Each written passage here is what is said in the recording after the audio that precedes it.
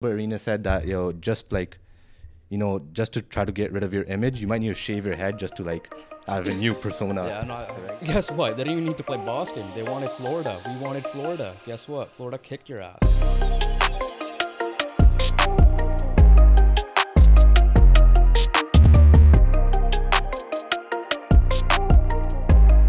Welcome everybody to the first ever Beyond the Radar podcast. Before we get started, we just want to thank everyone who hit the subscribe button, watched the intro video, and followed us on our socials. If you haven't subscribed, please do it now, and please consider hitting the like button as well.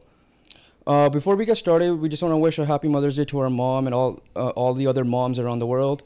We just hope you had an amazing Mother's Day. And without further ado, let's get started. We're going to start off with the NBA. We'll start off with the Sixers series. Game 7 was today, man. Jason Tatum, 51 points, set the record of all from Game 7, just to pass Steph Curry, I believe, from the Kings series, literally not too long ago. Yeah. What did you think of that Jason Tatum performance? It's just absolutely incredible, man. When his team needed him most, in Game 6 as well, when he shot 1 of 14 for the first 3 quarters and just showed up in the 4th quarter, it was just insane, like a never say die attitude. Someone who trusts in his craft, believes in himself, and then to put that in the Game 7 performance with 51 points. I would say the biggest loser here is Steph because he got eliminated and his record got broken in 2 weeks. My biggest focus at first was just to see how Jason Tatum was going to start this game because, like you said, the Game 6 performance was dreadful in the first, I think 3 quarters. Yeah. Obviously, I haven't had the chance to watch all the series just coming back from work, so I missed the beginning at times. But based on what I've been seeing the highlights, it was really good just to see him take the mantle, show why he's a superstar in the making in this league.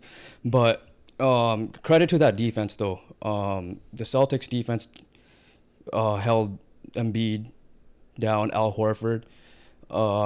Next to Marc Gasol, I think Al Horford is the best one-on-one defense on Embiid. I think he shot like 5 or something. Yeah, it was not great at all. And also, James Harden didn't show up. Tyrese Maxey also struggled. It's just as simple as this. The Celtics players showed up at Game 7 and the Philadelphia 76ers didn't. And the Celtics main duo of Brown and Tatum were good. Harden and Embiid were trash. The games that the Celtics did lose, Harden went vintage mode in Game 1. That was, if the Celtics had lost the series, for sure, this would have been definitely on that Game 1 performance because Embiid was injured. But one thing before we continue on let's just close out on the Sixers a little bit. Embiid, MVP, deservedly so. People make fun of, obviously, injuries, of people missing time. Obviously, I'm representing AD here. He's one of those. Kawhi Leonard. Yeah. But Embiid, I think for the last few years, has not been healthy at times during the playoffs. Obviously, he got injured at the end of the Nets series and then missed Game 1. But Harden saved him there. What do you think of the injuries with Embiid? I personally, before you continue, I believe he's going to load manage next year. He got his MVP. I thought he was going after that MVP award too much. He got it, and I feel like he's definitely going to load manage a bit next year. I mean, for his health, he should, but I don't want to see that. But as simple as this, man, Joel Embiid hasn't showed up in the playoffs. It's as simple as that. He has won his MVP, yes, that's great, but now it's time for him to focus in the playoffs, focus in the game. I feel like he talks too much, but he hasn't shown anything in the playoffs. Never got past the second round. That's not pretty good. And I forgot how to speak there for a bit, but that's not good at all. You got to be able to get past the second round. If you're going to compare to Jokic, and Jokic has made his second conference finals, one in the bubble, and now this year, and it's just clear that for me, Jokic is the better center right now, and Embiid has to show up in the playoffs. Doesn't matter if it's an injury, and he didn't have a good performance today. So it's not performance, it's both injury and performance. We'll get into Jokic a little bit later when we cover the series against the Suns. But another thing, the rumors are Harden wants to go back to the Rockets. Not sure how true it is. This is based on reporting that we've seen on social media. We're not reporting anything that's true or not. But you think Harden resigns? I think he is a free agent. I'm not sure if there's a player option on that. But I guess my first question to you is Harden. Do you think he leaves? Do you think he comes back? Number 2, with how we're going to get into it later with the coaches being fired, you see the short leashes for, Nick Nurse, Monty Williams, Mike Budenholzer. Does Doc Rivers get fired or he steps down? I mean, based on recent evidence, Doc Rivers should get fired. And I still think he should get fired in general. I don't care like if any of the coaches got fired, like Monty Williams, who got fired pretty quick in our opinion. But like Doc Rivers was there for a little bit, never got past the second round. Nothing really to show for what he's done in his coaching tenure in the Philadelphia 76ers. He is a good coach. He has won his championship with the Celtics, but like now, even with the Clippers, he multiple choked. 3-1 leads blown. Multiple 3-1 leads blown. Last year almost blew a 3-0 lead to the Raptors, but he didn't. But like got stomped by the Heat. This year, honestly, this was his best chance because there was no Milwaukee, obviously. And then I felt like the winner... They would probably, in my opinion, made at least a close game against Miami for sure, which we'll get into later as well. Yeah, but like I felt like the winner of this series would go to the finals. Sorry to cut you off, 3-2 up. They took that game in Boston as well. Yeah, so and also, could have closed it out at home. Choking at home in Game 6 is not a good look for Doc Rivers at all, and the Philadelphia 76ers. To be fair to him, I feel like a little disagreement. I don't think it's on him. Obviously, we know coaches are easy to replace than players. Harden is a free agent. We don't know what's going to happen. I put the blame a little bit on Harden. Harden showed that he had the capabilities, even with Embiid, to go vintage as he did in Houston. Didn't show up when it mattered the most. But, we'll close it out there for the Sixers. Let's praise the Celtics a bit, as much as I hate to say that. That defense, you lose Ime Udoka to that alleged scandal of what happened earlier in the year. Al Horford, we mentioned earlier, I think next to Marc Gasol, and I think this is even more impressive as he got older with age, and Embiid is playing at an MVP performance, whereas, obviously with your Raptors, Marc Gasol wasn't as engaged. Embiid wasn't as engaged as he is now. Yeah. That defense, though, how quickly they bought into a young coach in Joe Mazzulla. Were you a little surprised how fast the Celtics started the year, kept going, and you have a defense led by Marcus Smart. You also have Jaylen Brown, who's really good, and you would know that from the bubble with Pascal Siakam being locked up.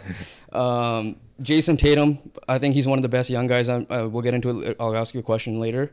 But obviously he's shown out. How impressed were you with the Celtics this year? With all those changes? This is very impressive. Like, I feel like they weren't too much at a disadvantage when Ime Udoka was let go because Joe Mazzulla was brought in from within. So the system was, you could say it's kind of similar, or like at the end of the day, he already had the relationships with the players, right? And that's very important as establishing as new coaches, and it's easier to establish when you're already within the organization. It's impressive. Congrats to Joe Mazzulla. Congrats to the Celtics, as much as I hate to say it. But, I mean, at the end of the day, he has the players bought in, and you could tell that on the defensive side because, like, they're just very disruptive. Even when they're up by, like, 20 points, there was Marcus Smart just going for a chase down blocks. They're hustling back on defense when the turnovers or when Houston was in the the 76ers were in transition. So, the effort was there all in, all out from minute 1 all the way to minute 48 at the end of the game. And it doesn't matter if they were up 20 or if they're down. They just played defense all game, and that's just impressive in itself. Before we close the series out, I just want to go back to the Sixers. What should they do? If Harden stays, do you think Doc goes? Do you think Doc goes no matter what? If Harden leaves, do they target a guy like Damian Lillard? Personally, Tobias Harris is at a max contract, and he has not played like a max contract. We have the classic line of Jimmy saying Tobias over me, because that's what they had prioritized. So, do you think the Celtics fire their coach? Or do you think they stay put? Do you think Celtics, if Harden, 76ers. Sorry, Sixers. Thanks for correcting. Do you think they're gonna replace Harden easily? Kyrie's on the market. Do you think Kyrie joins there? I don't know if that's the case. Do you think the Celtics fire Doc? Who do you think they replace? Monty's on the radar. Nick Nurse, your boy, on the radar there as well. Mike Budenholzer. What do you think ends up being with the Sixers? Sorry. The 76ers should fire Doc Rivers no matter what the hell happens, in my opinion. All right? He hasn't gotten past the second round. It's simple. The results aren't there in Philly. It's as simple as that. To be fair, right? The short leash as well. So. And the short leash, it doesn't even matter. I think he had a longer tenure. Did he? Or am I wrong? I think he came after the bubble. Did he came after the bubble? Because he was still with the Clippers and he got a job immediately. But like with that Harden trade that happened was the last year, right? I believe. Yes. Yeah. He came mid-season last year. Right? Last year's deadline with a great deadline, and I still think Sixers won that trade. I would give him one more year. That's me personally. I give him one more year. That based on the recent history of all the coaches being fired, I don't know if that happens. But you know, that's the Sixers. Congrats to the Celtics. Just one more point quickly. Yep. With coaches like Monty Williams and Nick Nurse on the market, who have both made the NBA Finals, Nick Nurse winning the NBA title, right? With Doc Rivers' recent, unsuccessful tenures in the Clippers and in the 76ers, I think they should fire him, get a better coach, which I believe is Monty Williams or Nick Nurse, in my opinion. I believe both of them coaches will have the Sixers locked in. The only issue is they retool. They don't need to rebuild. If Harden leaves, they gotta. Does Embiid want out if Harden leaves? No, he doesn't want out. Okay. Right? If Harden leaves, they're gonna have to think, okay, how do I replace Harden without getting young, which is Damian Lillard, Kyrie Irving, right? How do I bring in another superstar to play with Embiid if Harden does leave? Okay. Last point. If they fire Doc, who do you want them to? Who do you want them to be the coach? Have them hiring as their next coach?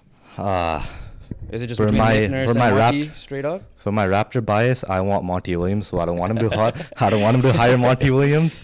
But I think both will be good. I even think Budenholzer will be good. I disagree slightly. Budenholzer. We'll get into the Bucks series in a bit later.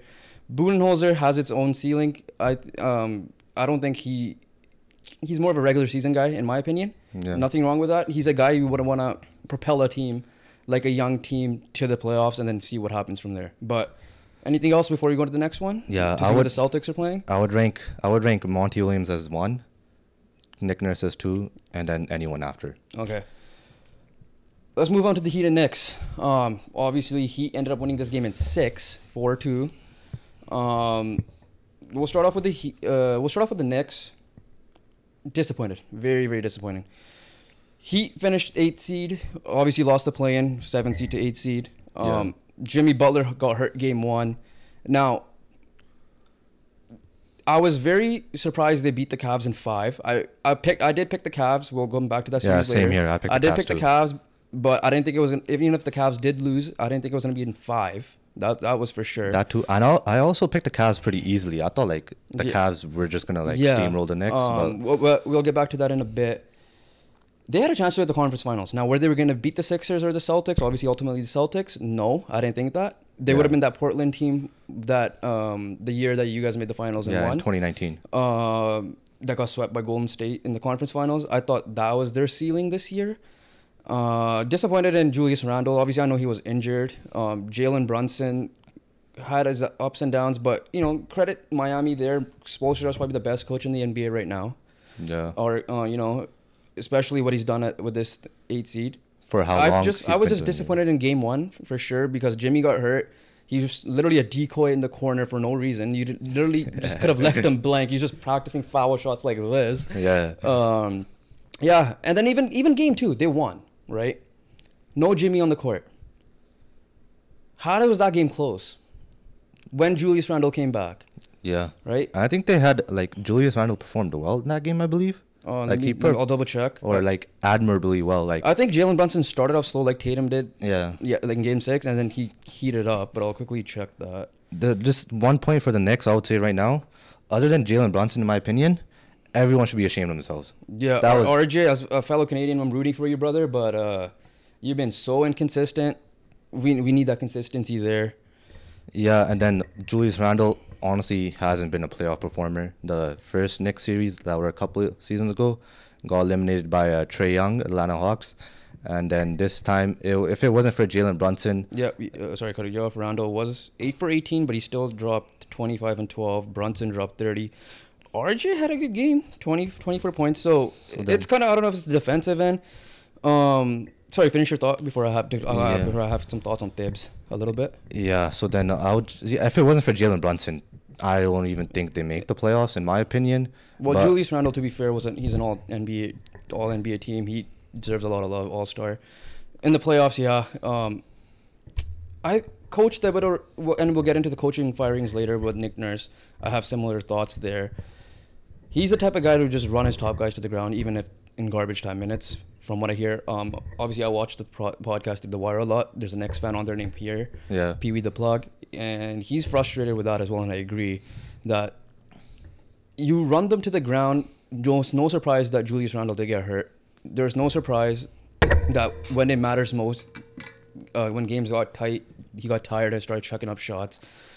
I feel like you definitely had obviously quickly struggled from what I know. Again, I haven't watched the series to its entirety. You may have watched maybe the beginning of it, but I think Thibodeau has to trust his coach. And this is to be honest, the Knicks know what they have in Thibodeau because he has done this in his previous 10 years in the Bulls and the Timberwolves. Problem is, you have a guy like Evan Fournier saying, like, what's the point of me keeping on his exit interview? What's the point of me staying here if I'm not going to play? You have capable 3-point shooting in Evan Fournier on the bench, right? You had Cam Reddish. You'd never give him a proper opportunity to play. Obviously, you ultimately shipped him for Josh Hart, who was probably next to Jalen Brunson, probably the best player on that team consistently. But obviously not by point production, but dude's like, obviously I've seen him on the Lakers. Dude could pick up rebounds insanely. Like, dude plays hard. Mitchell Robinson struggled this, I believe, a little bit in terms of his rebounding compared to the Cavs series. But now, obviously, I'm not trying to like say that's the case. Again, I didn't watch these games to the extent, but from what I've been hearing around the clips that I've seen, I think Thibodeau definitely needs to start trusting his coach more. I don't know what the case is, but that being said, you mean players, by the way. You mean players? Sorry, yeah, the players. The Knicks have cap space, from what I know. I don't think Julius Randle's your best player on the championship team. No way. I don't think Jalen Brunson's your best player on the championship team. I think Jalen Brunson's that co-star. Yeah. He can be. He's shown it. He's shown it with Luka in the past. Definitely Dallas misses Jalen Brunson, of course, based on what you've seen here. I think Jalen Brunson was snubbed from the All-Star eventually, in hindsight. Yeah, he came in as injured reserve, I believe. Did he? I don't even think he did. He didn't, right? I don't think he did. Oh, yeah, he didn't. If I'm not mistaken, you can fact check me on that. I'm not sure, man. I'll just you can check your phone quickly. Yeah. I have a feeling they will target a star. Again, Damian Lillard's out there. I don't know if Kyrie goes there after talking all that crap about the Knicks before joining Brooklyn. Do the trade because they have the cap space. They have the young pieces, right? Obi Toppin, RJ Barrett to match the contracts, Emmanuel Quickly. Do you think they go that route? Do you think they have short-term contracts? Jalen Brunson's locked up. I don't think Julius Randle is definitely the guy there. The guy there to to carry him forward. Yeah, according to Google, Jalen, from what I'm seeing right now, Jalen Brunson didn't get selected. Didn't. Okay. Which is a mistake. You can correct us down below in the description. Yeah. Sorry, in the comments. But yeah, any more thoughts on the Knicks? I think they're buyers, in my opinion. Yeah. But you could keep Julius Randle. Him and Jalen Brunson as your 2 and 3 can be good.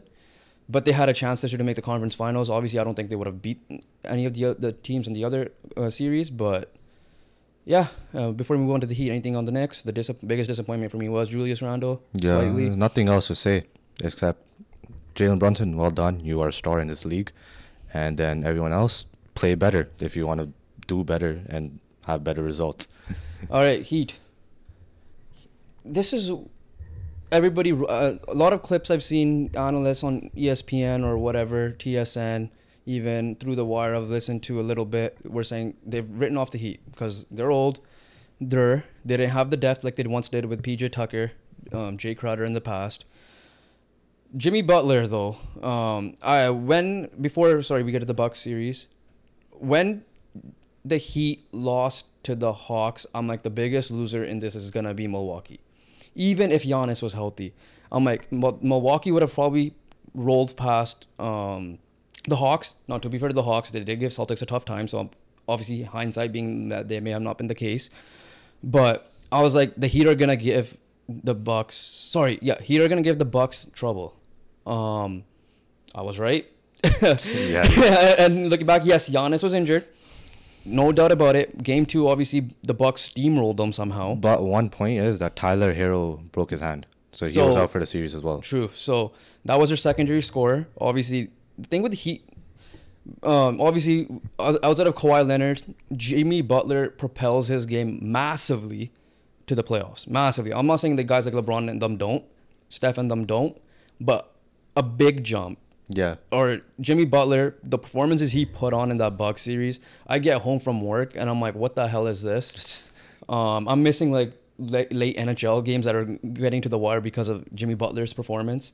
And, you know, credit to Jimmy for getting the Bucks series, but back to the Knicks. Dude had a hurt ankle and they got it. He still put up Jimmy type numbers for sure. Like 20 points, you know, rebounds, hustle, defense. The one person that impressed me that I wanted to step up was Bam, and he did that defensively and even offensively. Yeah, I agree.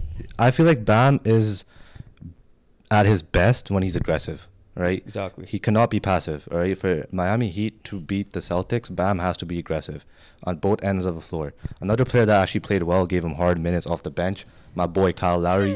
Of course. Absolute beast off the bench. He's a winner. I'll give you that. He's definitely a winner. He's at championship. He's pedigree. a winning player, yeah. And he just... he struggled during the year, so that's why I understood why people were struggling. Yeah, that's saying the Heat aren't going to win. But I guess when it matters most, he stepped up, at least leadership-wise, for sure. Yeah. But, like, Jimmy Butler is, like... When you watch the regular season, you're like, yeah, this guy's done. He's finished. And it just comes to playoff time, just turns up a new level, and that's what you call a playoff performer. And you gotta give credit to Spoelstra, outcoached Thibodeau massively for sure. Yeah, there's nothing more to say. I think. Yeah, there's nothing more to say. I would say let's start getting our predictions in for Heat and Celtics now. Let's see what's gonna happen. We'll preview that after. Oh, sorry. Let's do it right now. Let's go. Okay. Celtics. I'm gonna take Celtics in 6. The reason why is, I just think that Celtics defense, them being cohesive, they were in the finals last year. I'm not saying the Heat are not going to give them trouble, but I feel like that team with Tatum and Brown and Marcus Smart can funnel Jimmy Butler and can Max Strus, can Caleb Martin, can a Gabe Vincent, can a Kyle Lowry go off. And also, the guy that stopped Embiid and Horford will probably be on Bam Adebayo. Rob Williams is also there. So Bam's not a shooter, 3-point shooter consistently, or from what I know. I don't think I've seen him shoot threes, many of them at least. Is he going to be that aggressive? I don't think so. I think Celtics, as much as I hate to say it, will reach the finals. Shout out to our cousin or relative who is a Celtics fan. You got that prediction out of me. But I think the Celtics get this in 6. That will finish it out in Miami. I won't be surprised if it's in 5, but I'm gonna give Jimmy Butler that much love. Yeah, I think Jimmy has to be what he was with the Bucks, 100%. in order to get past the series, especially if Tyler Hero remains out, which I believe he is until broken the hand, supposed finals.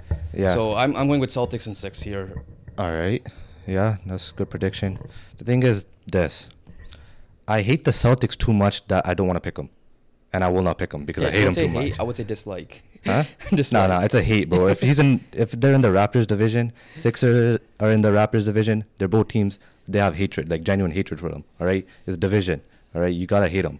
That's how it works. But I love me Jason Tatum, man. Yeah. I just can't get over his. Game. It's funny that you say that because I'm rooting against the Celtics, obviously because I'm a Laker fan, but I like the Celtics players a little bit more than I like the Sixers players, that I was rooting for the Sixers this series. But no, sorry, back to your prediction. Yeah, so then Jason Tatum, he's just a complete scorer, man. He could finish at the rack, hit his mid-range, catch and shoot from the 3, create his own 3. Play defense. He just has a complete game and is showing in the playoffs right now.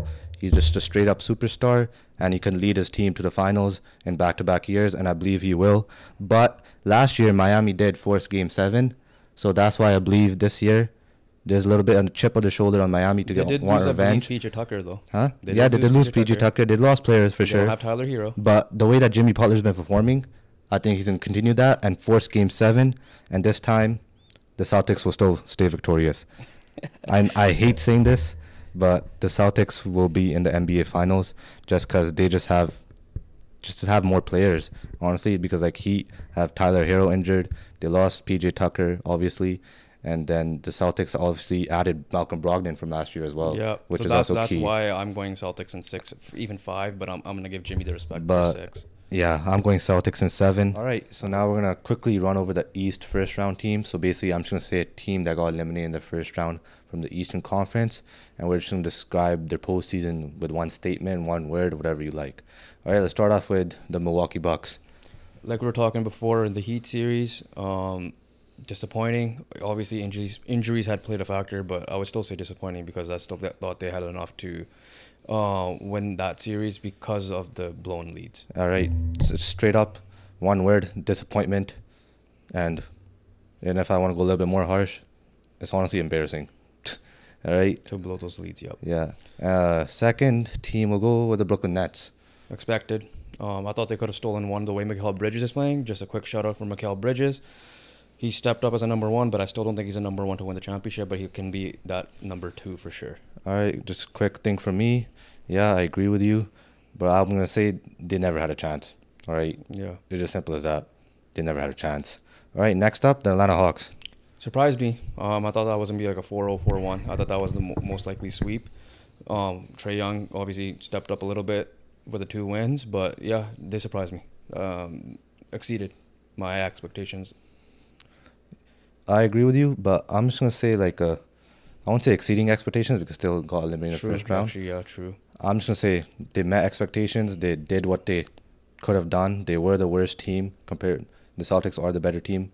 And I honestly thought sweep 2. I'm surprised they made it 6. But yeah, shout out to them. And the last team is Cleveland Cavaliers.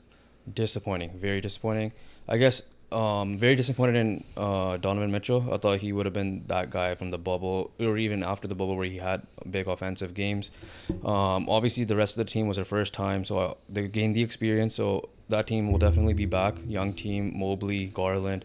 So, but disappointed more so in Donovan Mitchell for not outside of game 1, I believe, if I'm not mistaken, he didn't go off like we thought he would. Yeah, I had Cavs, from the beginning. I had Cavs, I was very high on them once they made that trade.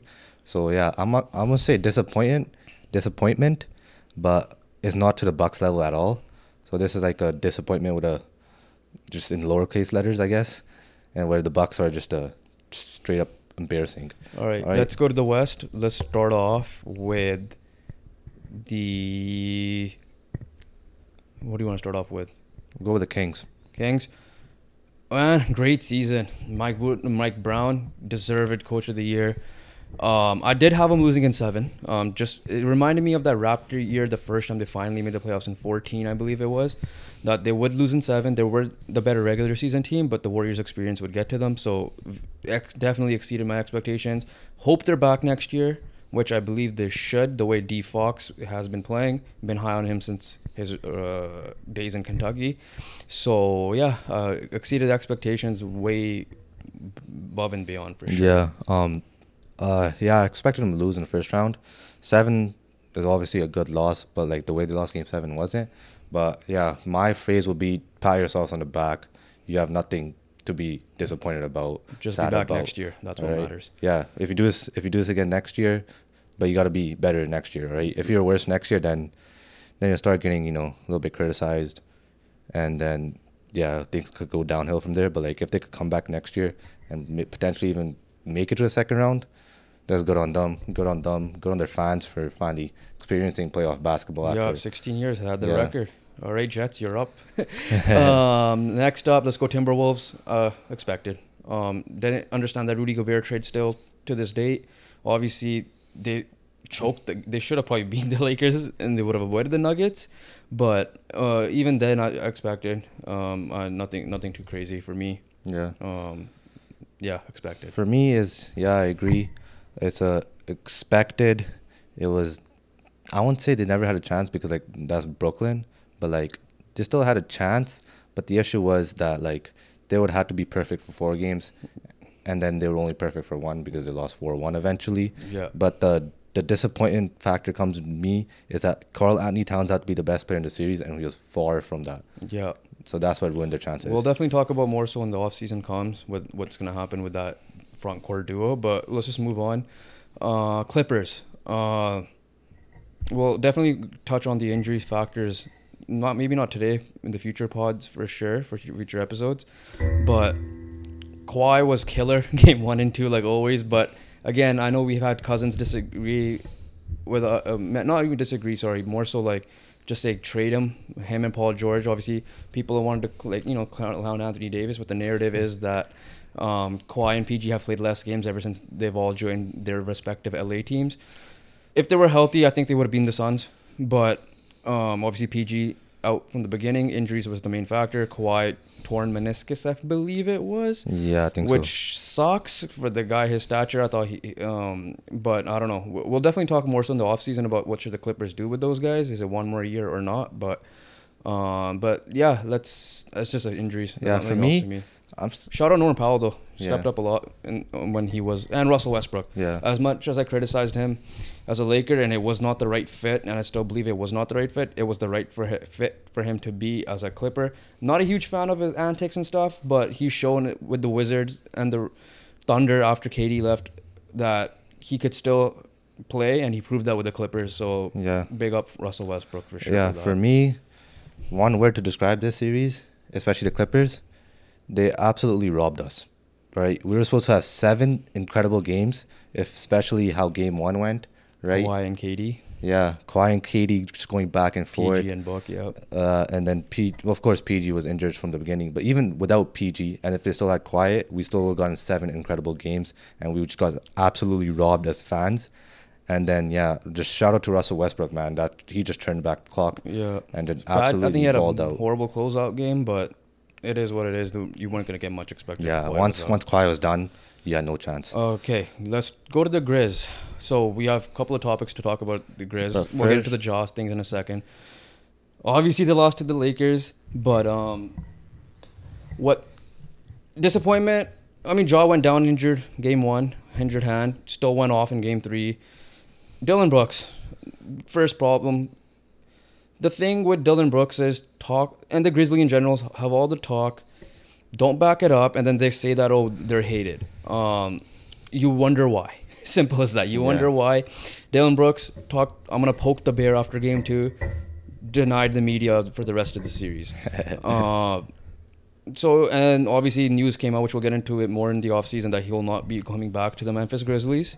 But if I'm the Memphis Grizzlies, I would let him go because he wants a bigger role. I don't think he's that type of player to have a bigger role. I don't see him having a Mikal Bridges type of year after when he joined the Nets. Definitely not. Dylan Brooks, man, hope you realize that you're not that guy.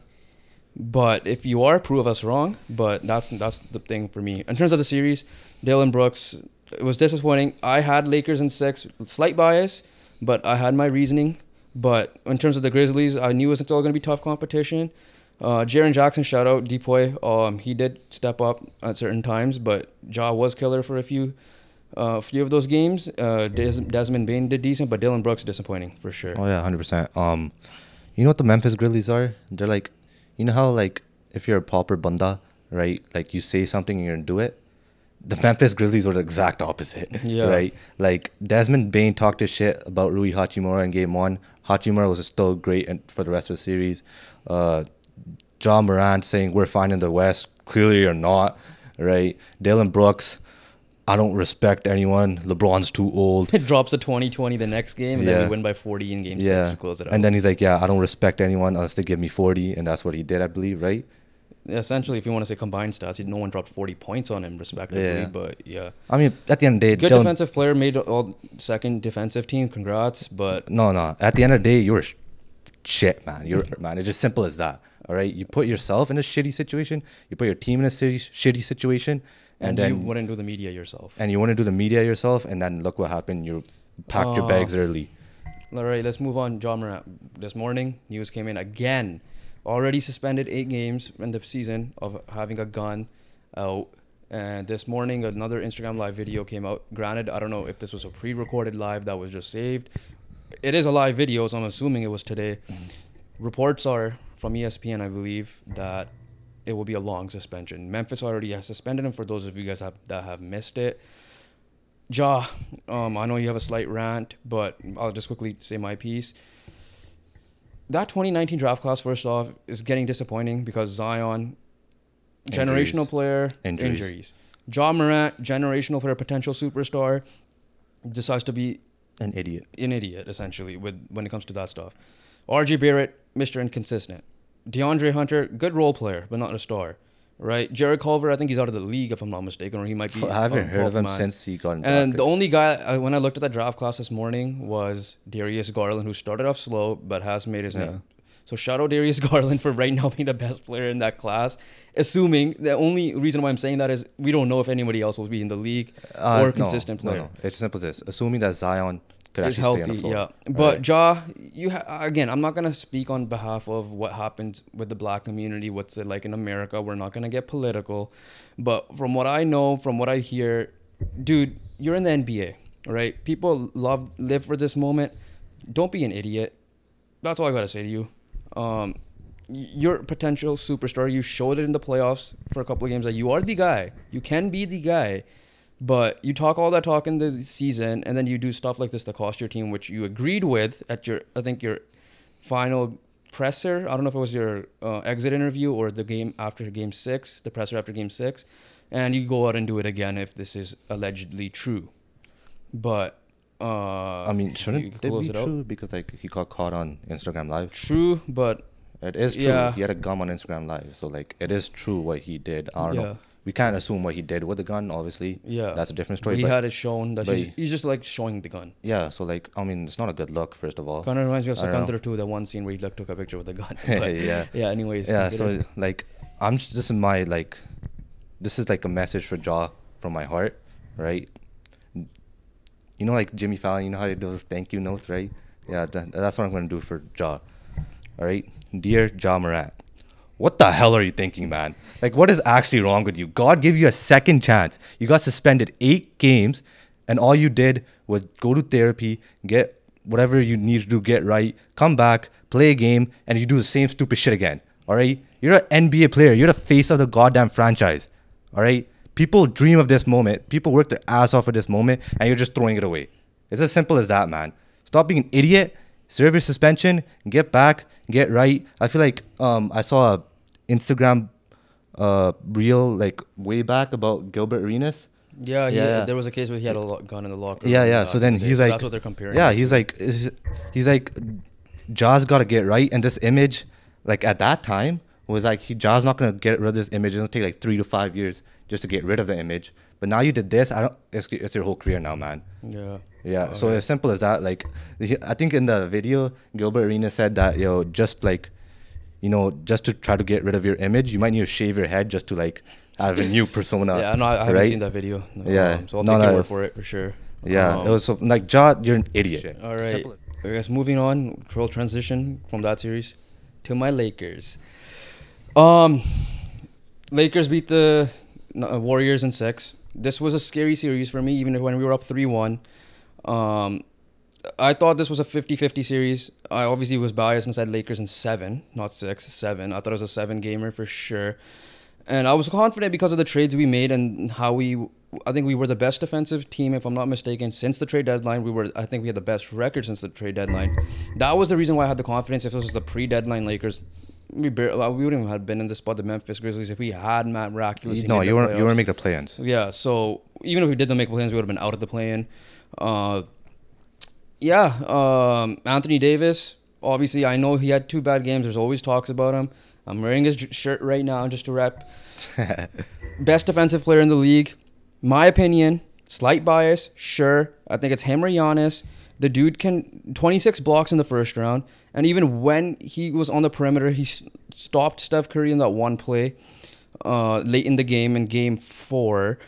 Even, yes, he struggled a little bit on the perimeter because of his size, but he still held his own. It just shows that how much of a presence he is, right?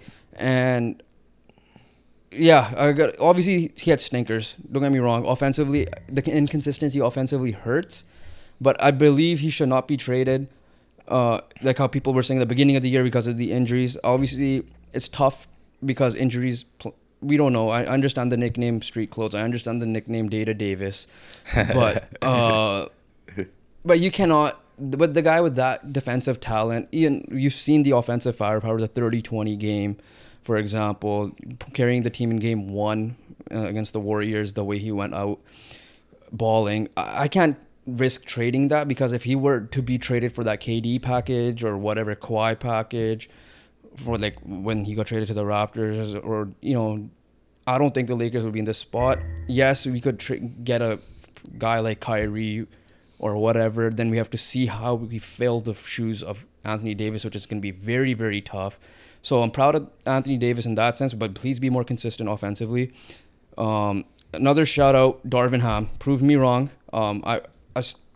During the regular season, his lineup decisions, again, we haven't played basketball at a competitive level, so I don't know how it works sometimes with the X's and O's, but from eye test alone, sometimes you look at the lineup, it's like, why do you keep playing this guy? Why do you keep playing this guy? He made the adjustments. Jared Vanderbilt got benched and put Dennis Schroeder, bullshit ejection, but Dennis Schroeder was in the game guarding Steph Curry. No one could guard Steph Curry, but he was the toughest matchup he could have possibly given him. So I'll give him a shout out for that. And Rob Pelinka. Obviously, all year before the trade deadline, what is Rob Pelinka doing? Oh, Rob Pelinka doesn't give a shit about this team. Rob Pelinka doesn't care. He should have been Executive of the Year based on this middle of the season trades. I don't know how we finessed these trades. We still have that 2029 pick that apparently everybody wanted. And this team could only get better in the offseason. But as of right now, that's my thing with the Lakers. Obviously, a viral clip of Kendrick Perkins. Obviously, we know he has takes. Was flying, and he's definitely living life right now because everybody was clowning his thing. The ceiling is the conference finals, but now the ceiling is, we'll talk about the matchup with the Nuggets later, but the ceiling can be the finals and the championship now. No, what are your thoughts? Ceiling a championship. I genuinely think you guys are, after the Celtics, the second best team remaining, in my opinion. Definitely could win the title for sure. And I genuinely think, yes, you were the 7th seed, but you were no underdog for me, in my opinion. You were fair. I had you guys winning Memphis confidently, and then the Warriors series, for me, it was a 50-50. It was a coin flip, right? It's there was no both teams could go through. The thing with the Warriors is, it's funny, because their strength is 3-point shooting, and that's what let them down, right? They did not make enough shots. And then disappointed in Clay for sure, except for game 2 where he went off. Game 6, Clay is now dead. Okay. But Steph, again, shout out to Steph. He did all he could. Obviously, the Lakers' game plan was to make him a playmaker, which he was, and especially in that game 2. Still dropped his 20 points. His percentages were low, but that's what you get when you're contesting shots heavily. He's like Anthony Davis in terms of the offensive end, where you always got to keep an eye out on him, because when Anthony Davis defensively, not to make him back to Anthony Davis, but he always alters shots, right? We've seen Steph miss easy floaters because of that. But offensively, there's a reason why LeBron left Klay Thompson open for one of the plays I saw on Game 6 and just ran to Steph because he didn't want Steph shooting the ball. So shout out to Steph for that, for sure. Klay, disappointing for me. Draymond did his thing, 20-point game. Classic Draymond stats after. But your thoughts on the Warriors again? Yeah, so basically, your biggest strength turned out to be your biggest weakness, the reason why you lost. Curry's 3-point percentages weren't great as we think they were. Obviously, Klay Thompson was very disappointing other than the one game. I feel like if Klay didn't even have that one game, I feel like he'll get less backlash because he just had a bad series. But the fact that you produced that one game showed that okay, you're there, you got to do something, but you didn't show up after again. Yeah, which was very. He did say that it was my dream to play the Lakers because of his dad being Michael Thompson being. Well, your Laker dream failed miserably. All right, you were horrible. Another guy, he's a young guy. I understand he had a bad year. Jordan Poole struggled mightily defensively. He was a liability. So that lays out a question. I don't know, depending on the dynasty question here, Draymond, I think, is a free agent. Not too sure about that. But there are rumors he wanted to leave, wants to get a higher payday. Bob Myers, their GM, who did an incredible job, is supposedly a free agent and could leave. My question to you is the Warriors dynasty dead? We have a relative that's a massive Warriors fan. So I don't think so, personally. I think Steph Curry's that elite at 35, that shooting capability. If Bob Myers stays, I feel like he'll find a way. If Draymond leaves, he is a valuable piece to that team, so it'll be tough. But if Draymond ends up staying and they promote within, if Bob Myers leaves, I still think the Warriors are going to be a playoff team that will be tough out. I'm not going to say they'll win another championship, but they did prove everybody wrong last year. So got to keep in mind on that, the way they played last year. As long as they're healthy, I still think they're a playoff team. It just depends on what moves they make on the offseason, though. I think definitely they should explore trading Jonathan Kuminga. The value has dropped. They already traded James Wiseman, bringing back Gary Payton on that trade.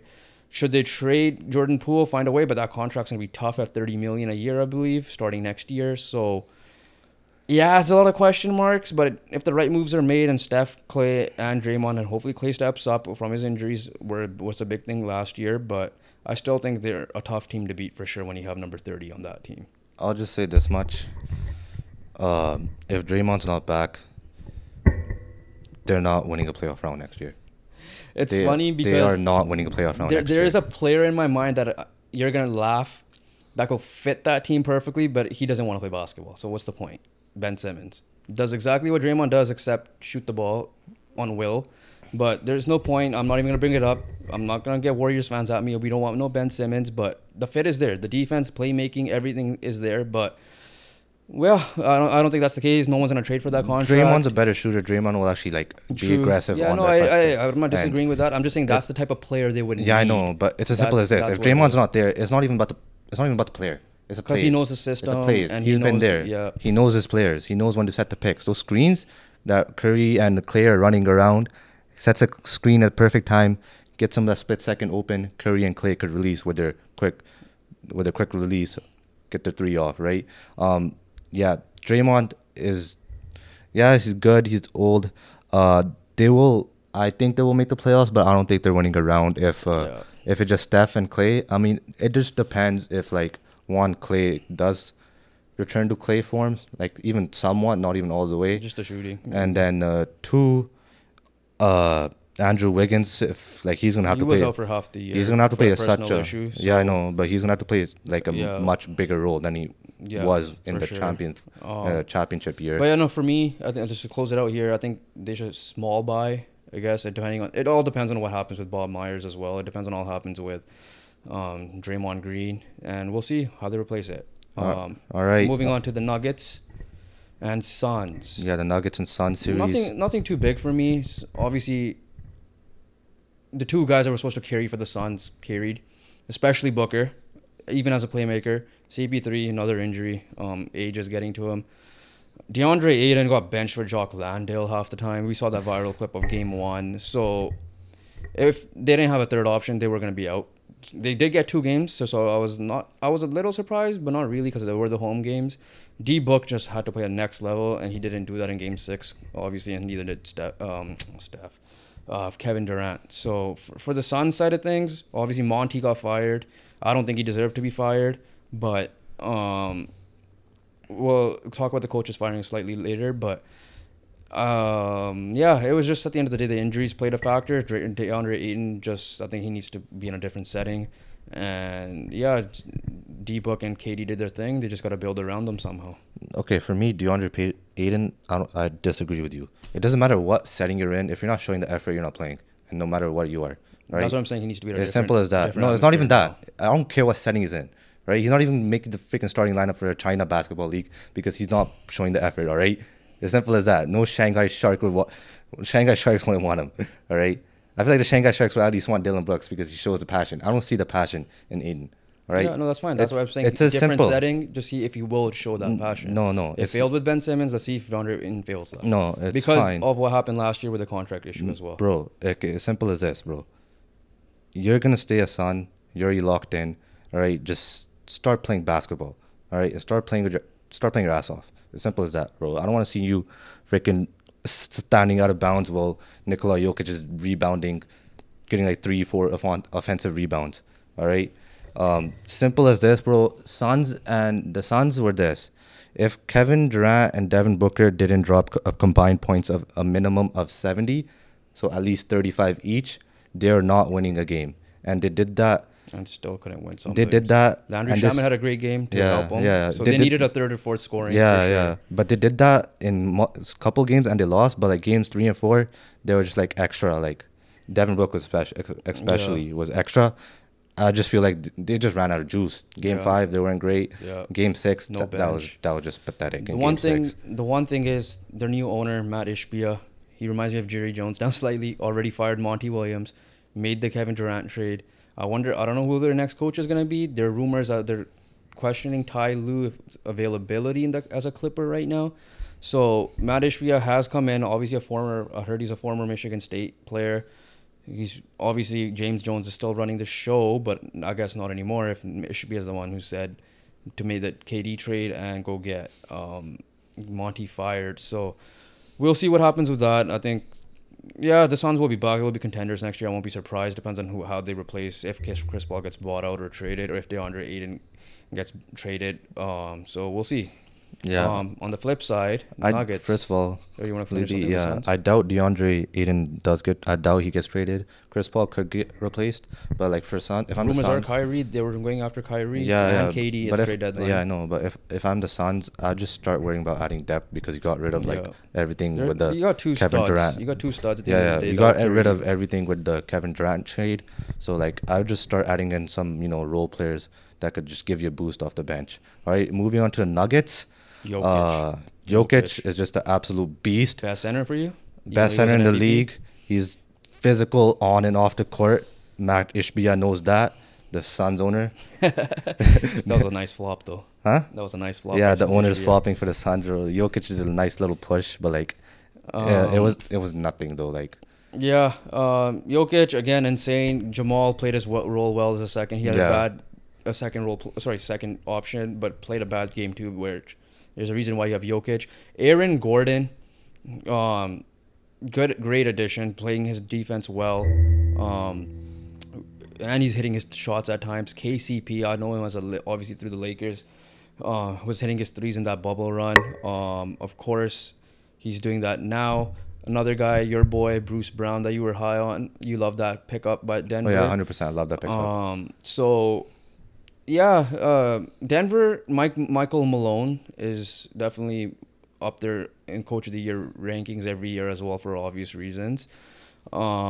He definitely deserves recognition of how he handles his lineups. Yeah, again, I don't know how Jokic does it, the way how athletic he looks after he looks at times, but. Yeah, the one thing with the Nuggets is the cohesiveness. You added Michael Porter Jr., who's a streaky player at times, especially with his shooting. Jamal Murray came back from injury. They're definitely a team that's been together, that plays hard. They have good defense now at times.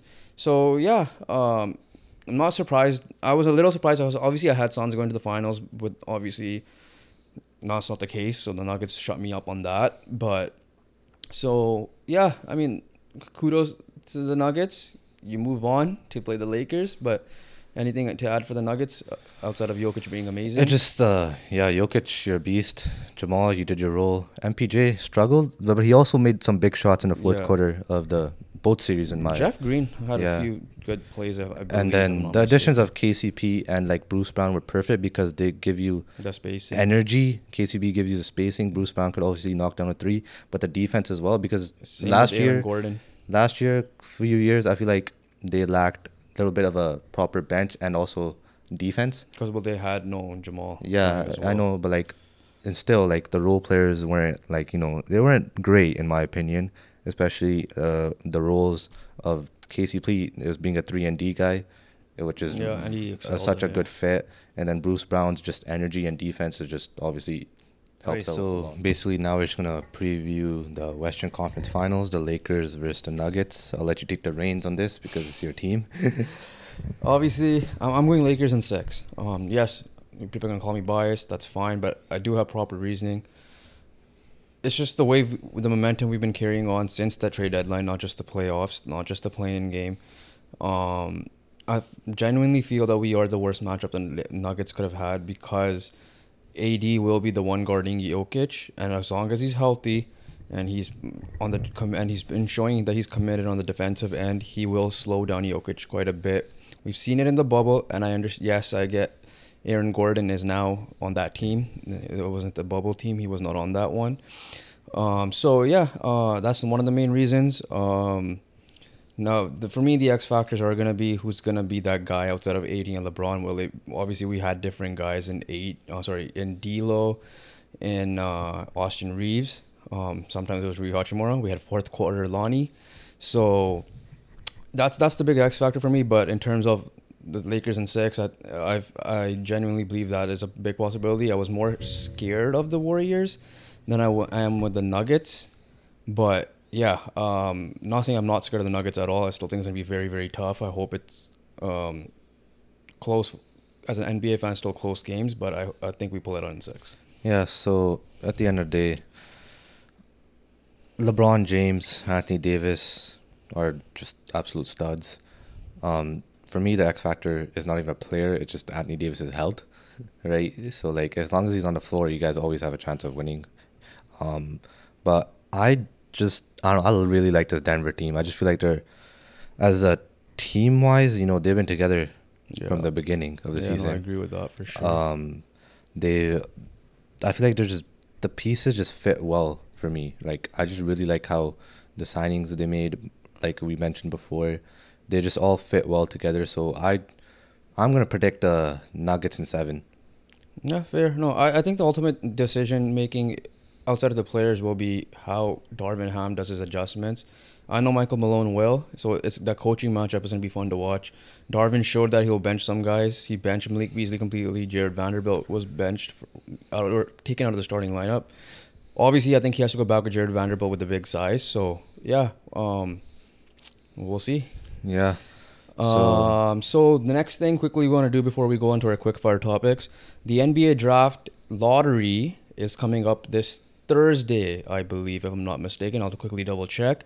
But one fun thing for us to do, grab your phone, let's run the simulator. Your Raptors are in the lottery. Yeah, but the problem is you only get 1% chance at Victor Wembanyama. So obviously Victor Wembanyama is like the go-to guy in this draft. Number 2 and 3 is supposed to be either Scoot Henderson or Brandon Miller from Alabama. So we'll just quickly do our draft lottery here. So I'm on Tankathon. Yep, so NBA Tankathon. Right? Yep. Yeah. So Raptors, pray you win. My Canucks didn't, obviously, or Canucks didn't. So let's see if we could just get Wembanyama somehow, but I doubt it. But at the end of the day, I won't mind a 2nd overall pick, obviously, or a 3rd overall pick, but I doubt that's going to happen either. Yeah, just the odds are so low that you guys are staying wherever you're staying. So right now, the Raptors are 13th best odds. Right, Detroit, Houston, San Antonio are top 3. Which is pretty obvious. So yeah. So the draft lottery is actually Tuesday, May 16. It's Tuesday, May 16? So that was my mistake. According to here, I typed it in, May 16. So good thing we're doing the simulator now. Yeah, we were gonna do one on later on that day, but so by the next pod we'll find out who is the winner of the Wembanyama sweepstakes. So Jovan, you want to go first? Yeah, it says sim lottery. All right. For my sakes, the Raptors still stay at 13, but the top 5, Indiana Pacers move up 6 spots to get the number 1 overall pick. Number 2, the Chicago Bulls move up 9 spots to get the 2nd pick. And number 3, the Washington Wizards move up 5 spots to get the 3rd pick. You got a hell of a draw. Yeah. You used Tankathon, right? Yeah, I used Tankathon. So that means Detroit Pistons 5, the Houston Rockets are 6, and the San Antonio Spurs are 7. All dropped 4 rankings. Okay, so I'm gonna click mine. Same lottery. What happened? 9 spots moved up.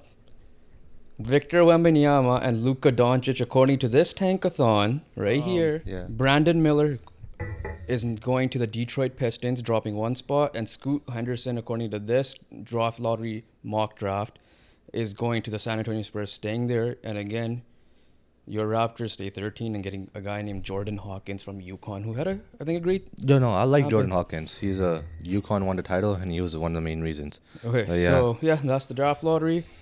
I'll screenshot this. Yeah, I'll keep mine as well. Yeah, the Indiana Pacers, Tyrese Halliburton and Victor Wembanyama, according to Tankathon. Yeah. Draft lottery simulator, part 1. All right, so we're gonna just move to before we go to the NHL side of things. Let's just do some quick fire. First thing, NHL schedule released. NFL schedule released last week. Our Colts, obviously, no surprise, had 0 primetime games, obvious reasons. But the best thing about this was the videos, and the Chargers did a great job. And I hate to say it, but the Tennessee Titans did a great job. Yeah, Titans were pretty fun one to watch. It was a funny video. They just went out, and I think the Chargers actually did an anime, and the Titans went out and did ask random people what teams these are, and there were some funny results. So you guys want to check that out. Favorite matchup, probably the Super Bowl rematch for me. That's gonna be good. And then obviously for the Colts side of things, for me at least, it will be the rookie head-to-head if Anthony Richardson is playing. Yeah, so it's gonna be Colts versus Texans twice this season. So Anthony Richardson, hopefully, if he's playing week 1, will verse CJ Stroud, because I'm pretty confident CJ I Stroud think we also play will start. Carolina. Or no? Yeah, we do play Carolina that'll as be well. another good one So as like well. all the rookie matchups, like Houston will be versing Carolina as well as the Colts. So we'll all have the rookie QBs facing off that went the top 3 out of the 4 draft picks. All right. My favorite NFL matchup, the one I'm looking forward to most, is the Chiefs versus the Bengals. Reason being, the AFC Championship game had a little controversy, and all the people were just saying, "Yeah, refs saved the Chiefs." Yeah. Everyone just Andy Reid taking the MVP of the game, which is the refs and all that stuff like that. So yeah, I'm excited to see that one, and obviously Joe Burrow versus Patrick Mahomes is always fun to watch. So next thing, we're gonna go to overseas soccer Champions League semifinals are on. First leg has been completed. The second leg will be this week on Tuesday and Wednesday. Let's talk the Milan Derby first. 2-0 Inter. AC was missing Rafael Leao. Do you think AC Milan come back if Rafael Leao is playing? I'm not sure what his injury status is. They do share the same stadium, I believe, the San Siro. So, and there's no away goals rules. Otherwise, I would have said Inter would have won this. AC Milan's defense was just absolutely shocking. That like, if they're like that again, there's no chance to win. But obviously with Rafael Leao, how he played against second leg against Napoli was absolutely killer. Yeah. He's the reason why they won. So your final prediction? And I'm gonna go final prediction: Inter Milan win on aggregate 4-2. I will agree with the pick, but I'm gonna go 2-1 Inter. I think AC Milan will win 1. So the AC Milan wins 1-0. I have Inter winning 2.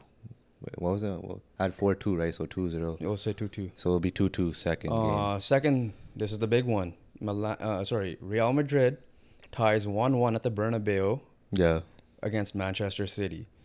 Rival team towards us as United fans, clearly as you're wearing the shirt.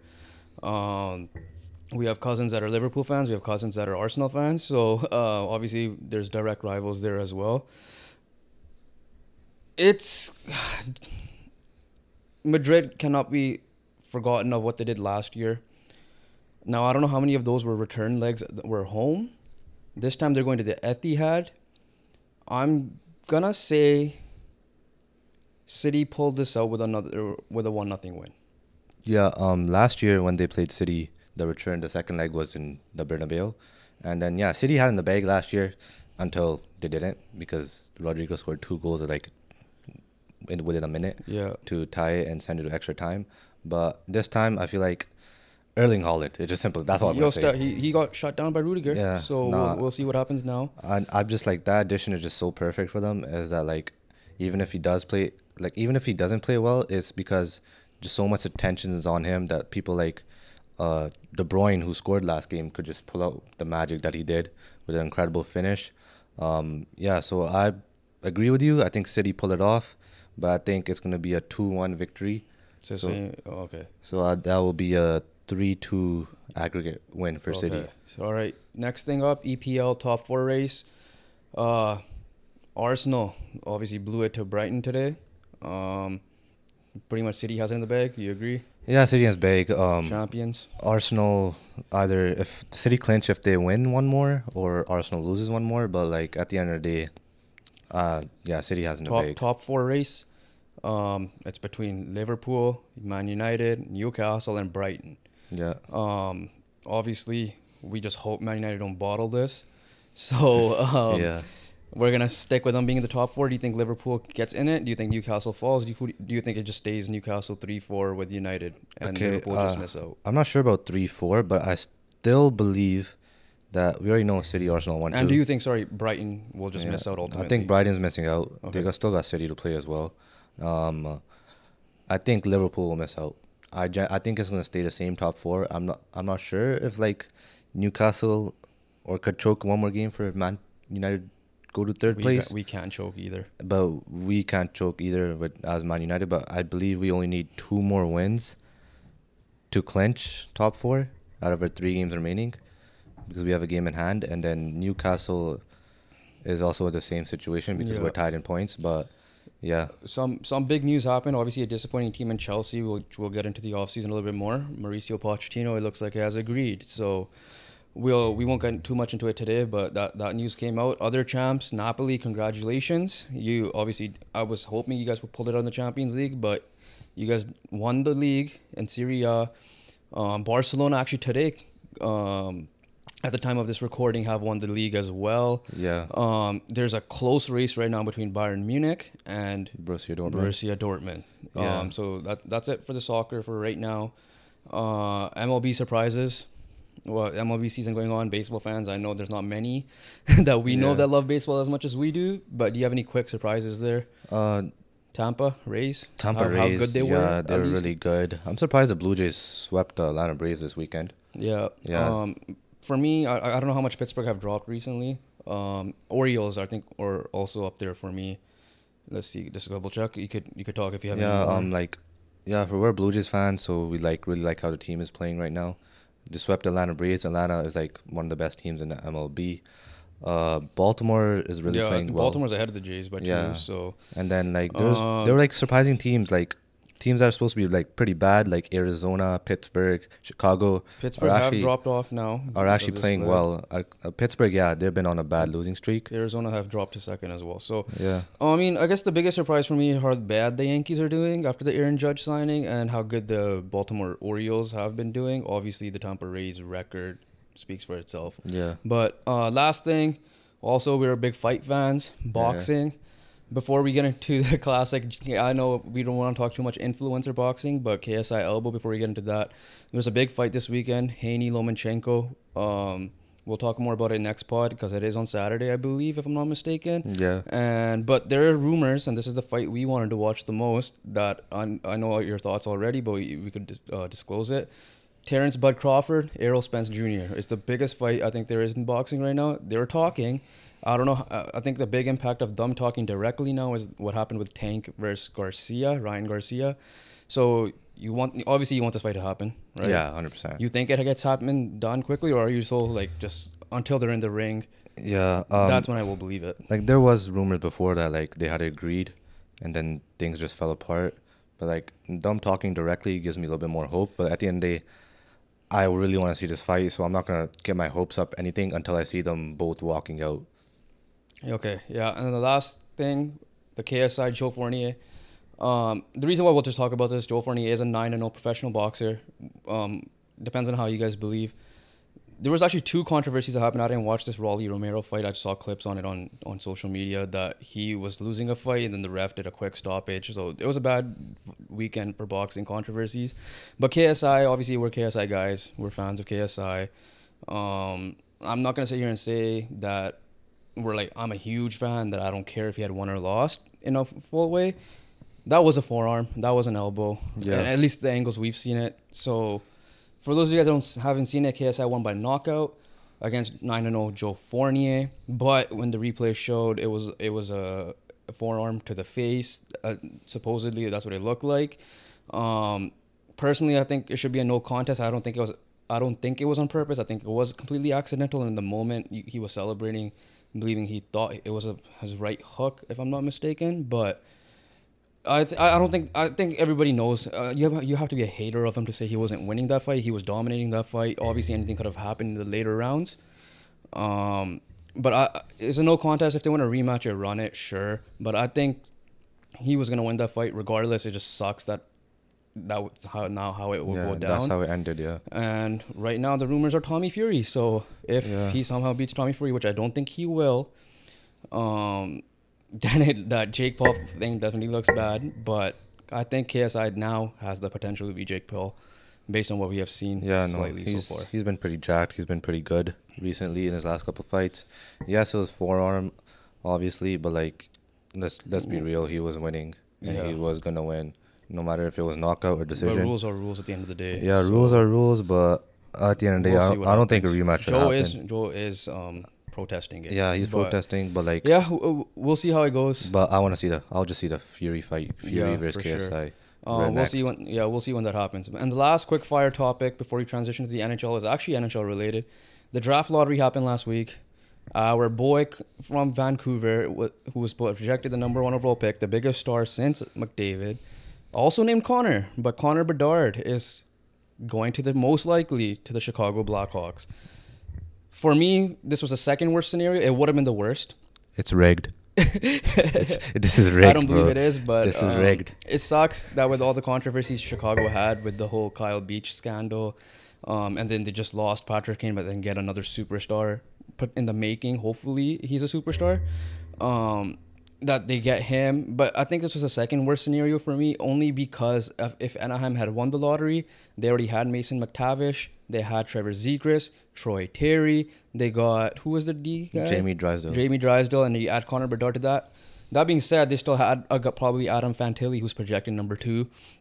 So either way, Canucks are screwed in the division, obviously. The coach, we won't get into Canucks talk today. We'll get more so in the offseason, but it sucks that they didn't tank for this guy, and they just better hope they make the playoffs next year at this point. That's as a Canucks fan, they just messed up the whole season. They couldn't win properly, couldn't lose properly, and just a quick touch about the Chicago Blackhawks. It, in my opinion, doesn't feel like they fully got punished for the Kyle Beach situation. For those of you who don't know, you could just look it up. It was pretty bad. It was pretty bad as well. Yeah, so it just felt like for me, they needed to get like draft picks forfeited. The punishment wasn't enough. Like it was just like what, I'm not sure what it fully was, but all I know, it wasn't enough, and everyone could agree. On it. It wasn't enough. Actually, one last quick fire we forgot to mention earlier: the coaches, NBA coaches that were fired. Your boy Nick Nurse, Monty Williams yesterday, Mike Budenholzer, and was there anyone else? Steven Silas, but that was replaced by Ime Udoka. There were rumors with the Raptors. Quickly, just JJ Redick had interviewed, a Denver Nuggets assistant had interviewed. You guys are looking to talk to Becky Hammon. Yeah. Monty Williams is available. I know, have been on the Raptors should rebuild train. Yeah. Depending on which coach, do you think if Monty Williams was the Raptors coach, are you guys gonna rebuild, or are you guys gonna just retool? And who do you want to be the Raptors' next head coach? And we'll get into the more coaching situation in the next pod or sometime in the future. But just as a quick from a Raptor fan. Yeah. I want Monty Williams. I like what he did with the Suns. Really helped develop Devin Booker into a superstar. He has helped develop Mikal Bridges to what he is right now. So I feel like we could go any direction with Monty Williams. But so like if we could get a young guy from the draft, develop him, I feel like that could work. I feel like he'll help develop Scotty as well. But yeah, I'm on rebuild unless there's a superstar available. Because at the end of the day, we're one superstar away, like how we were when we got Kawhi Leonard. But if we're not getting that guy, we're not winning. We didn't make playoffs this year. Yeah. We're not winning a round. Gary Trent's a free agent. And then, Fred's a free agent. Player options though, but yeah, I mean, at the end of the day, if you somehow get Damian Lillard, I'm all in it. But if you don't, I doubt it personally. Just blow it up and rebuild. Keep Scotty. That's a team you should call if you want to trade your pieces away for sure to make Dame happy. All right, now let's talk about the NHL playoffs. We just had one series end today, which was the Vegas and the Edmonton Oilers. Your pick to the final is out. Yeah, I picked the Oilers to actually make the finals, especially when Colorado got eliminated. But Vegas just seemed to be a little bit too strong for them, I guess. Vegas are a really good team. They are a complete team. Yes, they had issues at goalies, a lot of injuries there, but I mean, they played well. I feel like 5-on-5, they played well. I feel like they were better than Edmonton, but defensively especially. Yeah, but the Edmonton power play are just absolutely insane. They had like record percentages, I believe, this year in the postseason. So yeah, and it doesn't hurt when you have the two best players in the world right now. Yeah, this was a funny one for us because, like, to be honest, I didn't pay much attention to the NHL playoffs as much as I should have, especially the East games, because obviously coming back from work, we had two relatives involved in this. One of them huge Oilers fan, one of them is a Vegas fan. So, I thought it was gonna be a 7-gamer for sure. So I'm surprised Edmonton didn't win at home today, but Leon Draisaitl obviously played like McDavid level in the playoffs. And McDavid was still McDavid. And McDavid started off slow in the first series, but he definitely came along the whole way. I thought this was a letdown for Edmonton. Obviously, they haven't done crap with McDavid, which kind of sucks for him at least. So hopefully, actually, as a Canucks fan, I don't hope they go far or anything like that. But for the sake of like the NHL, McDavid, they definitely have the team around him. The question is, can they now do this in the playoffs consistently? So let's see how it goes. Yeah. I still don't understand how our relative is not a bandwagon for a Vegas fan. Because like I don't know, I just feel like all Vegas fans are bandwagons, right? Because like New team, yeah. new team. Unless you're actually from Vegas and wanted a hockey team. Like I feel like if you're a Vegas fan, I feel like you're a bandwagon, but yeah. I mean, it is what it is. Some people just didn't have a team before, and Yeah. they decided to hop on at the time, which kind of makes sense. But yeah, no, for sure. Congrats, Vegas. But let's see what you do the next round. And then speaking Obviously, of- we're gonna go through this a little bit quicker because I don't think we've watched too much of the NHL. I would say. But yeah, I mean, like it's still like what we say. I think I watched a little bit more, I would say, than you. But like yeah, speaking of Vegas winning, we'll go see their potential Opponent. We'll find out tomorrow Or or the games. today, as when this gets released, hopefully. Yeah, today when they get released, actually, and then yeah, which is between Dallas Stars and the Seattle Kraken. Surprised, didn't expect a 7 game. Obviously, maybe you did after Seattle upsetting Colorado for sure, but yeah, Seattle surprised everybody. No one thought they were going to be a playoff team. They were essentially a playoff team from day one based on the standings. Yes, they fell from the division to the wild card, but so then obviously once they clinched the wild card, got to the playoff first round against Colorado. Obviously they went crazy there. Grubauer had the series of his life, and then now against even Dallas, they had like big wins. Yeah, and a lot of this was also without Jared McCann. Yeah. After that brutal hit by Cale Makar, but Seattle surprised a lot of people. I thought them let's just say they lost in 6 in the first round was a big thing, but kudos to Seattle for sure. Yeah. Thoughts on Seattle first. For me, We still gotta make our predictions. So yeah, it's not even over yet, but yeah, it's not over. But for Game 7, it just depends on the play of Jake Onger. He's been pretty up and down this series, but when he's been good, Dallas is good. If he's good, Dallas is winning, in my opinion. Yeah, no, I agree. I just think, you got the ageless wonder and Joe Pavelski. Yeah. Comes back 4 goals and still somehow loses, which is funny because the next day, not huge. Draisaitl did the same thing. But yeah, I agree with you. I think if it's on Ottinger, I think Dallas, both teams are well coached for sure, at least the series. So, but Seattle went into Colorado and upset them. So are they going to do this to Dallas? I won't be surprised. But if I'm going with a prediction, I think Dallas will close it out in regulation. I don't think they'll go to overtime either. It might be a feisty start. We'll see how it goes. Yeah. So I have Dallas winning this, ultimately going against Vegas. Yeah. Yeah. So same, I have Dallas too. I was really high on Dallas from the beginning. I also kind of want Dallas to win because I don't want, as a Canucks fan, 2 expansion teams each of them going to the final. Yeah. And I think the best chance to take out Vegas might be Dallas, but again, it could be wrong.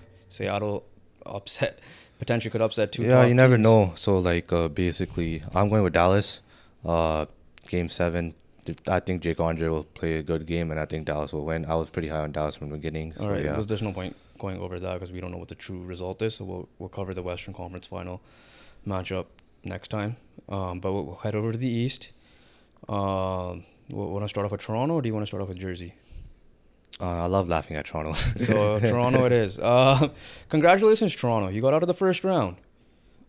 But Accomplished did nothing. not do nothing because this was your best chance to go far. Because me and you were having this conversation before we started the podcast that I'm like, if Toronto does get out of the series against Tampa, I think they have a potential to make it to the final, even if they played Boston. And you obviously disagreed with that.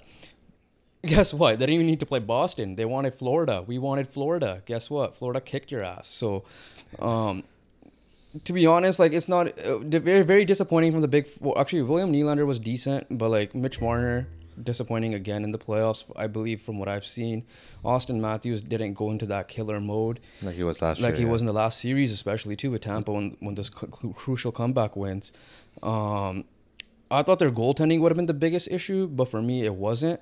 In the first round, it definitely showed the additions of Luke Shen, our boy from Vancouver, and Ryan O'Reilly were huge. That's what led them to their. That's what had me scared that they would beat Florida as well, even Boston, that they would get to the next round. But no, they just were a letdown. I mean, I wish they didn't get that win. I wish it was a sweep, so we could have still made fun of them for having the same amount of second round wins as the Canucks this year. But obviously, that wasn't the case. Yeah, I mean, if you think about it, it's an improvement. But at the end of the day, like, you have an expectation and you've not been living up to it. They are a cup contender on paper. They are, but on paper they are. But like, at the end of the day, you got to play the game to win, and you're not winning. Morgan Riley, I was impressed with, though. Yeah, I'll give him that. He was good. I was impressed with. He was good in the Tampa Bay series. Even this series, he did pretty well. Yeah, he got a few goals in the Tampa series, which was pretty clutch. But yeah, speaking of Florida, though, what a run! Still continuing. Yeah. No one expected to even win this series, let alone even win a game. I think Matthew Tkachuk himself said they will be lucky to not get swept, I believe. No, it wasn't that. But I think he's like, you got to be perfect to win one game, let alone 4 or something along those lines. He's been, I guess, obviously one of the him and Draisaitl have been like probably the player of the playoffs for me. Then also Rupe Hintz as well. Rupe Hintz was up there. But yeah, Florida. We were obviously having a conversation with a relative that they were well coached, and they weren't they were my disappointing team to now exceeding expectations. Not even exceeding, I would say they're meeting up to exceeding expectations for me. Matthew Tkachuk has been on another level. Obviously, an MVP Hart Trophy candidate, as just recently announced. Did not expect that. I didn't think he was that stud of a player. Proved me wrong for sure. Wasn't surprised that they beat Toronto. If you beat Boston, you have the potential of beating Toronto. Yeah. I didn't think it was going to be like this. And then hats off to them.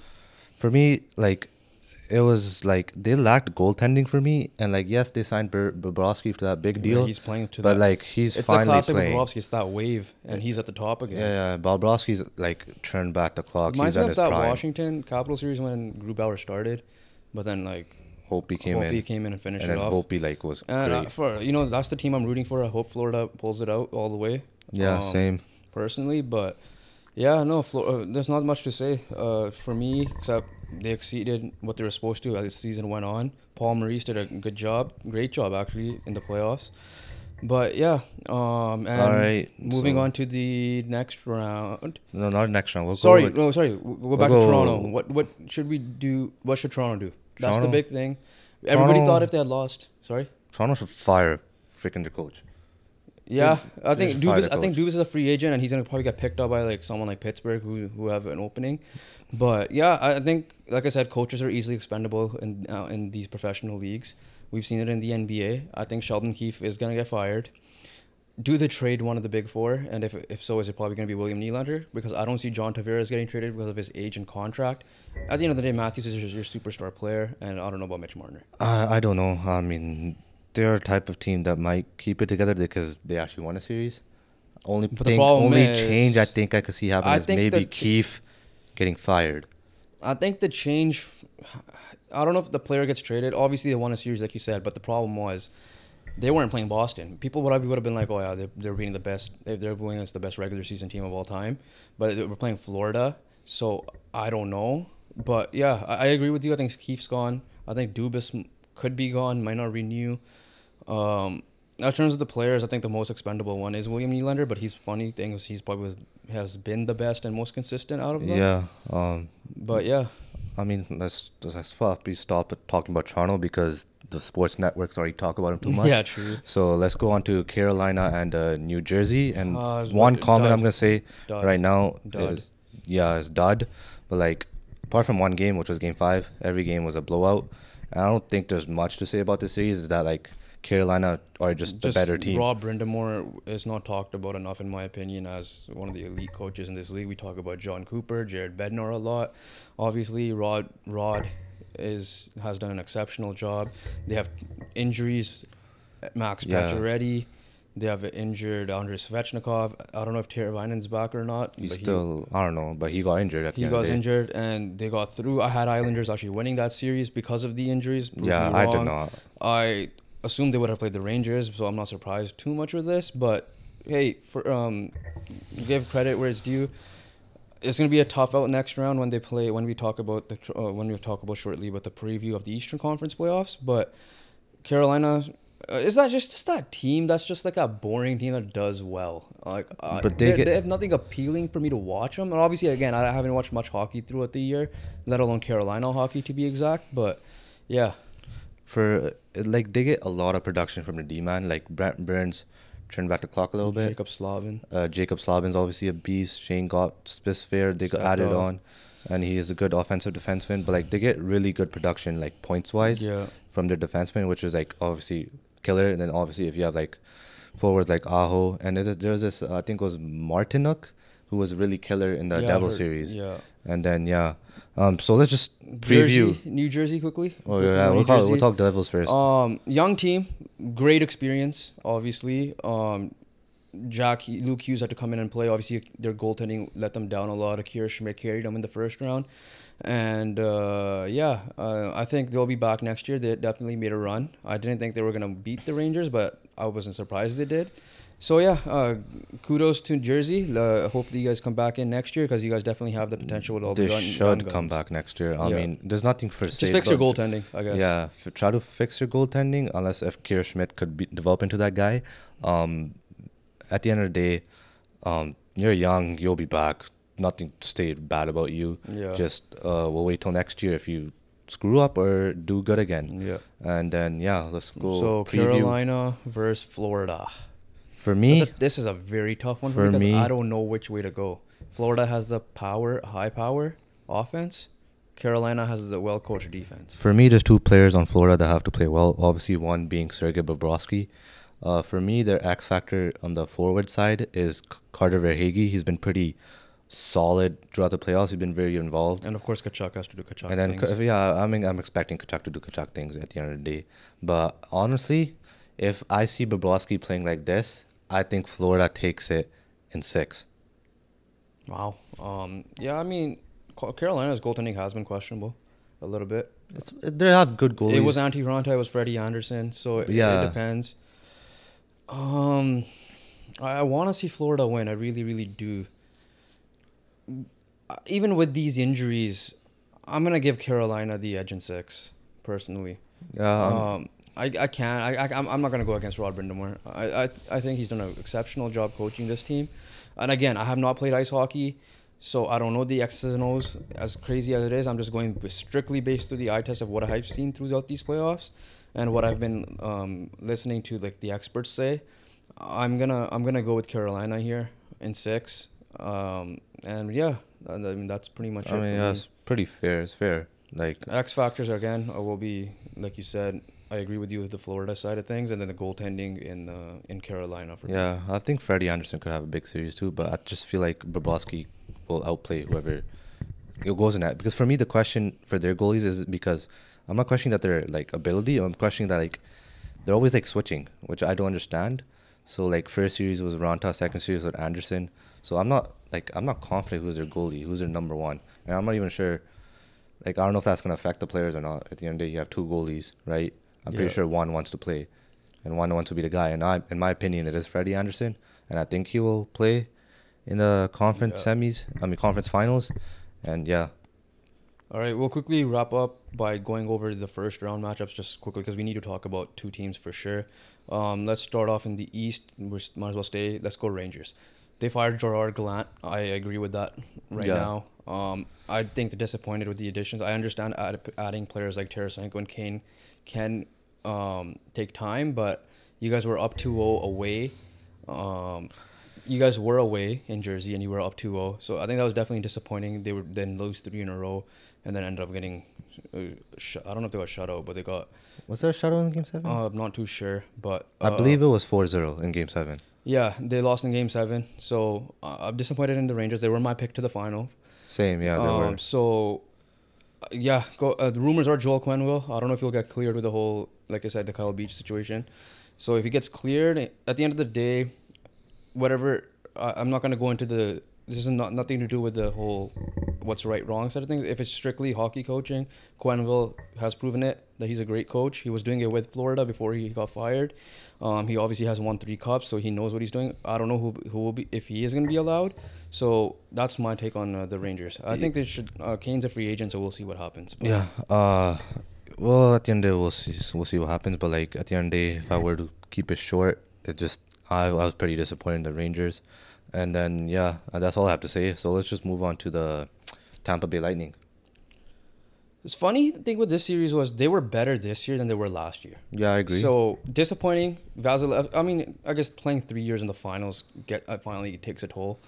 Vasilevsky was a letdown this year for sure. Normally, I think he was still I think he's still the best goalie when he's at the top of his game, but obviously that wasn't this year and this series. Definitely disappointing. They blew the leads. They should have knocked out Toronto in the first round, which was hilarious, and we would have loved that. But yeah, they were just disappointing. But they deserved to be that first round exit. I mean, in terms of like rest wise, because they have made it to the final. But yeah, let's see what they do next year. Yeah, I mean, on paper, in my opinion, the Leafs were better. So I felt like this year I actually felt confident picking the Leafs for the first time in forever. I still went Tampa and 7. Yeah, I just really like how like the Leafs were on paper compared to Tampa Bay because they did lose a lot of people, and yeah, on the West. No, we got the Islanders. Oh, still, sorry, Islanders. Vancouver's boy Bo Horvat. I ain't gonna go. Not anymore. Not anymore. Sorry, ex-boy. I meant to say. Obviously, like me personally, I still like Bo Horvat. I have nothing against him. I don't think he requested a trade. I think obviously contract situations, it chose JT Miller, but that's not the case. He let a dud. I think the big reason, I think the Islanders are the Canucks of the West. They're the middle pack, salary cap hell, and then people obviously had a great bubble run with the Canucks. Did not carry over into playoffs when it mattered. But yeah, I definitely thought they would have beaten the Canes, so I don't know. It was still expected, but at the same time, it was just for me, simple, like how we did like for the NBA teams in the first round. I'm just gonna say one word: the L was expected. Carolina is just a much better team. Yeah. With the injuries or not, I don't know. I generally don't know how Islanders would win. I did not know how Islanders would win this game. I'm surprised they even went to 6, but yeah. I wasn't surprised it was 6, but we'll leave the last East team for now, and we'll move to the West, and we'll go start off with the Minnesota Wild. I thought they were gonna win the series. I definitely am disappointed. I thought this was an easy 7-gamer, but I'm not surprised. I am a little surprised, but at the same time, I'm not. Kaprizov, biggest letdown. This series was a no-show. He was supposed to be their guy. That's about it. It was just, again, another disappointing, I think, letdown. Obviously, Philip Gustafsson and the Marc-Andre Fleury, I think you'll get into it slightly. Didn't understand that. You put Fleury in and then you don't put him in. Like, it was kind of weird. I mean, they won game 1 with Gustafsson, lost game 2 with Fleury. I'm not like, because they had Joel Eriksson injured, so it was like a big loss for them. Yeah. But I'm not disappointed like completely compared to what's gonna come up soon, but I would just say that I was like little let down of how it ended, like how they got like lost 3 in a row to end the series when you're up 2-1. Next up we'll go with the LA Kings. Young team, obviously. I did not think they would have beaten the Oilers, but I expected it to be how it went. So it just met what I thought was the series going to be. Nothing more. Young team, got experienced even more. But that's about it for me. I mean, addition of Korpisalo I liked. He played well in the series as well. And then eventually, David. I mean, they'll be back next year again. So that's what it is. And then who else are we missing? Colorado. Listen, might as well just go there. We'll go Colorado. Missing Gabriel Landeskog. Definitely disappointed. I think they were still a much better team. Cale Makar, dirty hit, cost them the game that they lost, that he was suspended in. McKinnon showed I believe they won that. Did Seattle win game 5 or? I think Seattle won game. Seattle won game 5, and I think that's when the hit was. I'll double check, but you could talk. Yeah, I think Seattle won game 5, and the hit was in game 5. So I believe Makar got suspended for game 6. And I believe they won game 6. So they were down 3-2 in the series. I mean, at the end of the day, hats off to Seattle. But Colorado, even if Landeskog was injured, I don't know how. You lost that series. I don't know how you lost the series. It's as simple as that. I'm just keep it short. Game 5, Seattle won. Game 6, Colorado won. Yeah, so I think. And Seattle ended up winning Game 7. Yeah, so yeah, just simply you disappointed, let down. Even without Landeskog or with Landeskog, I still expect you to win the series, and you didn't. So sucks to suck. Last Western Conference team before we go to the final East team, Winnipeg Jets. Expected. Yeah. Nothing. Injuries. They're old. Yeah, they had. I don't know what's gonna happen with their off season because they have guys 1 year remaining, I believe, on the contract, which we'll deal with in the off season. Yeah, they had As good expected guys. to me, nothing. I'm surprised not good. they won Game 1. Yeah, they won Game 1 in Vegas, but 4-1 was expected for me. Yeah, I agree. They had good games though. Like they were close in Game 1, 2, and 3, but once Morrissey went down, then Shifley went down, it was over. Yeah. Yeah. So. Boston. All right. Greatest regular team in history. Followed the trend of the other greatest teams in their respective sports. Not winning the cup, but this is even more disappointing. Blew a 3-1 lead in the first round to an 8th seed Florida Panthers. Bergeron missed a bit, but I don't think that should have been a big factor. They were up 3-1 without him. I'm pretty sure they were up 3-1 without him. Okay. Or 2-1 so at it's least. Bergeron's fault, is what you're saying. Nah, they were just bad. What was your what was your decision on going with Jeremy Swayman and net in Game 7 and on Linus Ullmark? Ullmark did struggle, and Swayman did play well in Game 7. So I didn't hate it. At the end of the day, yeah, they made the right decision. What I'm gonna say is quickly is that these guys are the biggest disappointment in the sports season this year. It's clear as day. I don't understand how you go from being that dominant to that bad in a pretty quickly. I would say you had home ice throughout the whole playoffs, but you didn't even get past the first round.